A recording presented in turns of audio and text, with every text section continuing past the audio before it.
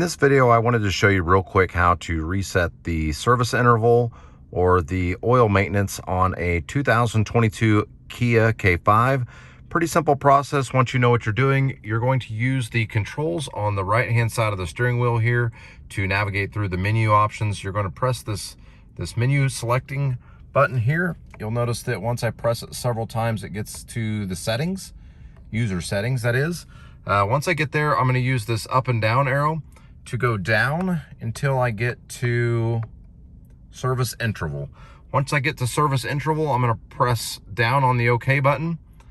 And then to reset the service interval, we'll go into reset. And once I want to reset it, I just press yes to reset the service interval. That's all there is to it. Pretty simple process.